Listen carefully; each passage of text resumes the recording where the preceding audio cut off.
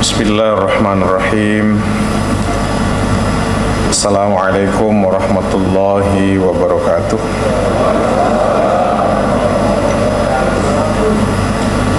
Yang kami muliakan anggota DPD Republik Indonesia, Pak Johan dan Pak Suryadi, anggota DPR Republik Indonesia, kemudian Pak Sunardi Ayub, anggota DPR juga pimpinan DPRD Provinsi sebelumnya. Kemudian yang kami muliakan Pak Staf Ahli Menteri Dalam Negeri, Ibu Wagub, Pak Sekda, Ibu Ketua DPRD Provinsi yang baru pulang umroh, para Wakil Ketua beserta seluruh anggota Dewan Perwakilan Rakyat Daerah Provinsi NTB, juga para bupati, wali kota atau yang mewakili serta pimpinan DPRD kabupaten kota yang hadir pada malam hari yang berbahagia ini, para anggota Forkopimda Provinsi, staf ahli, asisten beserta para pimpinan perangkat daerah lingkup Provinsi Nusa Tenggara Barat, para tokoh agama, tokoh masyarakat, tokoh pemuda, juga yang tak kalah pentingnya rekan-rekan media, undangan dan hadirin yang berbahagia. Mengawali sambutan ini, atas nama pemerintah Nusa Tenggara Barat, kami mengucapkan terima kasih dan penghargaan yang setinggi-tingginya kepada semua pihak, legislatif, forum koordinasi pimpinan daerah, birokrat, tokoh agama, tokoh masyarakat, tokoh pemuda, atas segala sinergi, kesatuan gerak dan langkah, serta soliditas yang ditunjukkan pada kita semua selama ini dalam membangun daerah yang kita cintai ini menuju Nusa Tenggara Barat yang gemilang. Hadirin yang kami muliakan, momentum peringatan hari ulang tahun Provinsi Nusa Tenggara Barat kali ini memiliki makna khusus bagi kami, dan tentu saja Dr. Hajah Siti Rohmi Jalilah sebagai Wakil Gubernur, karena pada tahun 2022 ini genap 4 tahun sudah pengkhidmatan kami sebagai Gubernur dan Wakil Gubernur NTB pasca dilantik Presiden Republik Indonesia Joko Widodo pada tanggal 19 September 2018 yang lalu. Mengawali amanah sebagai pemimpin NTB, masa-masa sulit memang tak bisa terhindarkan, mulai dari bencana gempa bumi tahun 2018 yang merusak hampir sebagian besar wilayah Nusa Tenggara Barat. Maret 2020 kita disapa oleh pandemi coronavirus disease 19 yang dampaknya masih terasa hingga saat ini. Tahun 2022 bahkan tahun ini daerah kita tidak luput disapa oleh penyakit mulut dan kuku atau PMK, inflasi, dan tentu saja bayang-bayang resesi dunia. Kondisi ini tentu menjadi pelecut semangat kami untuk semakin menguatkan komitmen membangun NTB yang lebih baik lagi. Program unggulan di berbagai sektor menjadi cara pembuktian dalam ikhtiar membangun yang progresif dan menapaki langkah pertama untuk perjalanan panjang membangun mimpi besar kita kemas bersama dalam visi NTB Gemilang sebagai refleksi dari pemaknaan atas ungkapan baldatun thayyibatun wa rabbun ghafur, satu daerah yang aman, nyaman dan menyenangkan, di mana hidup dan kehidupannya dipenuhi hikmah dan keberkahan. Para pimpinan dan anggota dewan serta hadirin yang kami hormati, pemerintah Provinsi NTB terus memacu sejumlah program unggulan seperti industrialisasi, posyandu keluarga, beasiswa luar negeri, desa wisata, zero waste, serta program unggulan lainnya, sembari menggali potensi melalui gelaran-gelaran event internasional dan meneguhkan eksistensi dengan meraih penghargaan nasional maupun internasional di berbagai bidang. Di program unggulan industrialisasi misalnya, jumlah IKM dan UKM kita terus tumbuh. Peta jalan industrialisasi mulai dari bahan baku, pengolahan mesin, pengemasan hingga pemasaran sudah dapat dirasakan manfaatnya. Dan yang paling penting, perubahan pola pikir ekonomi kerakyatan yang terus-menerus diintervensi dengan stimulus infrastruktur sampai kebijakan menjadi suntikan semangat untuk menghadirkan industrialisasi yang bermanfaat di NTB ini. Pada awalnya, industrialisasi sering direduksi maknanya atau identik dengan pabrik-pabrik besar. Dari awal ketika gagasan ini kami hadirkan, kita ingin sebenarnya melakukan pendalaman struktur industri di mana kita tidak lagi asyik menjual komoditas tradisional kita yang mentah, seperti berani menjual jagung berkapal-kapal untuk kemudian kita membeli pakan ternak dengan harga yang lebih mahal beberapa bulan kemudian. Kita terampau terlena menjual ikan dari sapi, dari sekotong, kemudian ikan itu dibersihkan menjadi frozen fish, bukan untuk keperluan ekspor, tapi dijual kembali untuk konsumsi hotel-hotel kita di sini. Industrialisasi adalah perubahan cara berpikir untuk berani melakukan pengolahan, processing di tempat, di daerah kita yang kita cintai ini. Hadirin yang kami muliakan, perlahan namun pasti kita telah mampu menghasilkan produk-produk UKM dengan standar yang lebih baik untuk disebar di pasar nasional dan global. Saat ini Tenun NTB misalnya telah mendunia dengan beberapa event internasional yang pernah diikuti. Juga beberapa kuliner khas NTB yang dikemas lebih baik untuk kemudian punya durasi yang lebih tahan lama untuk dinikmati dalam waktu yang relatif panjang. Data yang masuk di aplikasi Sistem Informasi Data Tunggal atau SIDT per 22 November tahun 2022, UMKM NTB berjumlah 278.811 unit dan koperasi sebanyak 534 unit.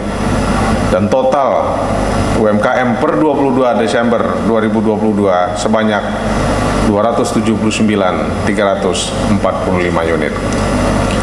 Kemudian program unggulan Posyandu Keluarga. Ini Bu Agup punya peran yang sangat besar, begitu juga ibu-ibu PKK, telah dikembangkan menjadi pusat layanan kesehatan plus, telah menjangkau sampai ke dusun-dusun kita. Salah satunya dengan integrasi bank sampah ke dalam sistem pelayanan Posyandu Keluarga yang hampir menjangkau seluruh persoalan mulai dari kesehatan hingga masalah sosial. Dan hingga Oktober 2022, NTB tercatat memiliki 7.676 posyandu dan 100% telah beralih kepada posyandu keluarga. Progresivitas posyandu keluarga ini menghantarkan provinsi kita mendapat apresiasi dari Kementerian Kesehatan dengan anugerah penghargaan STBM Award kategori percepatan 100% SBS tanggal 23 November tahun 2022 lalu. Terobosan ini mendukung pula program unggulan Zero Waste dalam pelibatan masyarakat serta target bebas sampah tahun 2023. Ini memang bukan pekerjaan mudah karena harus dilakukan, diawali dengan perubahan pola pikir. Tapi beragam inovasi alhamdulillah telah memberikan output pengurangan dan penanganan sampah secara signifikan. NTB Zero Waste memunculkan banyak inisiasi, antara lain Eco Office, Eco School, dan yang terakhir adalah deklarasi dari penyelenggara event yang memastikan sampah terkelola dalam setiap event.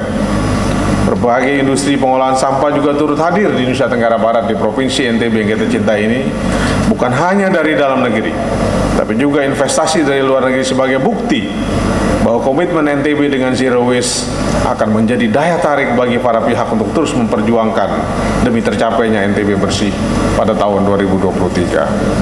Ibu pimpinan dan para anggota Dewan serta hadirin yang kami hormati, menggesa program unggulan 99 desa wisata, pemerintah provinsi mendorong kehadiran kelompok sadar wisata yang mengelola potensi wisata masing-masing desanya.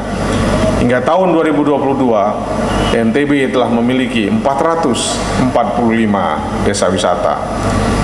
Untuk mendukung sektor kepariwisataan terus diupayakan pengembangan infrastruktur pemberian bantuan sampai dengan melakukan inovasi menciptakan desa wisata penyangga bagi destinasi wisata internasional sekitar kawasan ekonomi khusus atau KEK Mandalika, sekitar Senggigi, Gili, Tramena, dan lain sebagainya.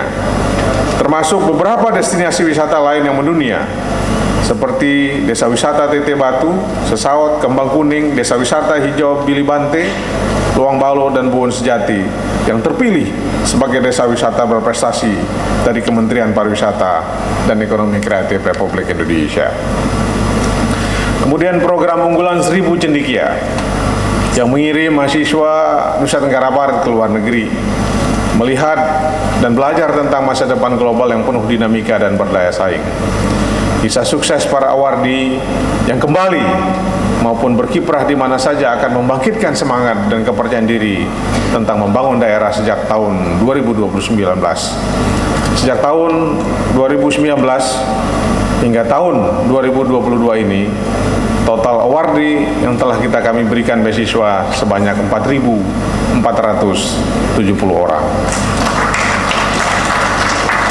Ini investasi yang akan kita rasakan bukan setahun 2 tahun ini, tapi puluhan tahun yang akan datang insya Allah. Di tahun keempat, sebagai representasi keberhasilan berbagai program unggulan, ditopang pula dengan event-event internasional yang digelar berkesinambungan, menandai ikhtiar kebangkitan ekonomi dari keterpurukan lokal dan global, sambil membuka peluang pada pembangunan infrastruktur dan investasi di hampir seluruh Nusa Tenggara Barat. MotoGP, World Superbike, MXGP, IATC, Ironman, Shell Eco Marathon, konvensi G20, World Muscle Tour and Sport Festival, dan lainnya telah membentuk peluang epicentrum ekonomi baru yang dimulai di tahun keempat maupun tahun-tahun sebelumnya.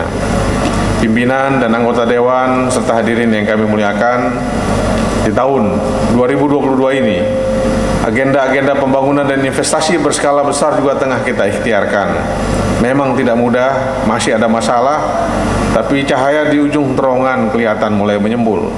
Hadirnya inisiasi pembangunan Hotel Kempinski di Lombok Barat, proyek pembangunan energi terbarukan dan rendah karbon oleh Eco Solution di Tanjung Ringgit, Lombok Timur, dan kereta gantung di Lombok Tengah yang insya Allah akan dilaksanakan peletakan batu pertama atau groundbreaking pembangunannya pada tanggal 18 Desember 2022 lusa.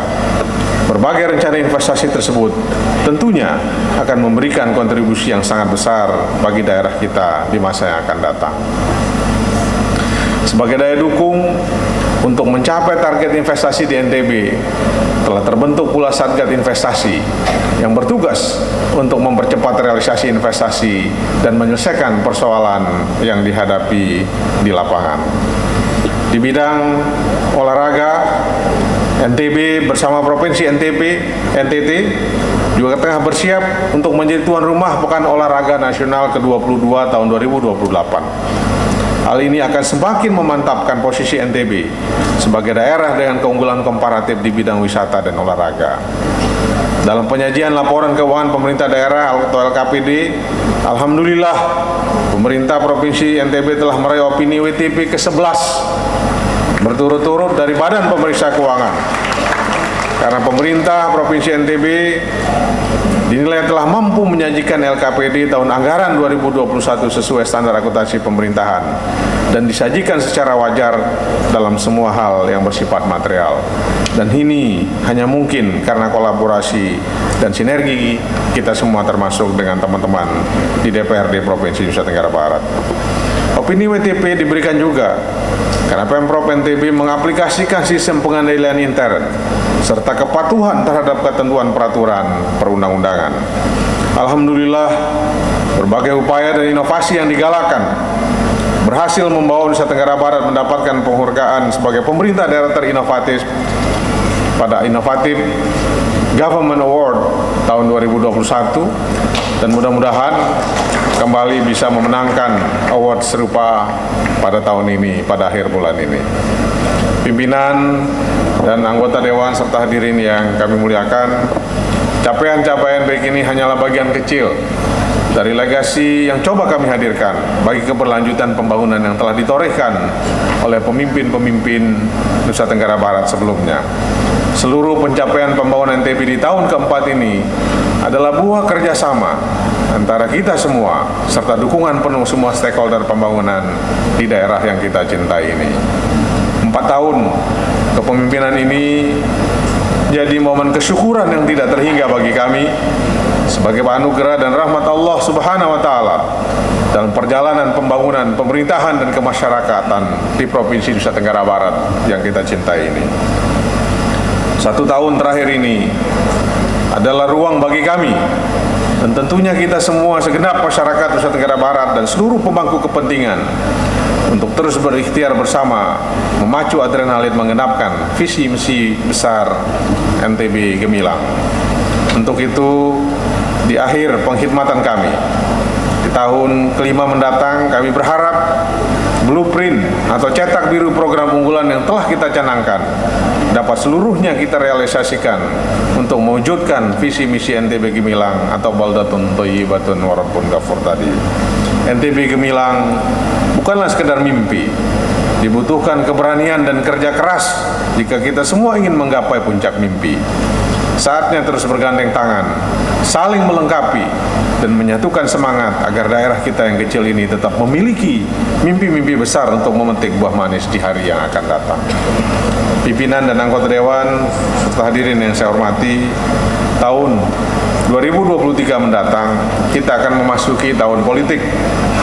Dalam situasi tersebut dimungkinkan tensi atau suhu politik di tataran masyarakat akan meningkat. Silang pendapat dan beda pilihan adalah dinamika, romantika, dan keniscayaan dalam berdemokrasi. Dalam kaitannya dengan itu, kami ingin menggarisbawahi bahwa perbedaan pilihan haruslah dimaknai sebagai cara Tuhan yang Maha Kuasa memperkaya kita, bukan sebagai sesuatu yang memantik konflik horizontal maupun vertikal. Kami ingin berpesan dan menghimbau kepada segenap masyarakat NTB untuk tetap menjaga kondusivitas di daerah kita. Jangan sampai karena perbedaan pilihan politik, kehangatan persaudaraan kita jadi terputus, jalinan persahabatan kita jadi terganggu, merusak dan mengerus modal sosial dan silaturahmi di antara sesama kita. Mari kita songsong tahun politik 2023 menuju Pesta Demokrasi 2024 mendatang dengan riang gembira, penuh rasa kekeluargaan, rasa persahabatan, saling menyayangi dan saling mendukung. Jaga selalu keamanan, jaga selalu ketertiban dan kedamaian wilayah masing-masing. Jaga selalu semangat persatuan kita. Karena kita semakin bersatu, insya Allah kita akan semakin maju. Akhirnya, melalui mimbar yang terhormat ini, perkenankan kami mengucapkan terima kasih dan penghargaan kepada segenap masyarakat Nusa Tenggara Barat dan seluruh pemangku kepentingan atas dedikasi dan kontribusinya membangun NTB sehingga tercatat sebagai amal ibadah di sisi Allah Subhanahu wa taala. Dirgahayu Nusa Tenggara Barat yang ke-64, semoga Allah menghadirkan kebaikan dan keberkahan buat kita semua. Demikian, billahi taufiq wal hidayah. Assalamualaikum warahmatullahi wabarakatuh. Terima kasih kami sampaikan kepada Gubernur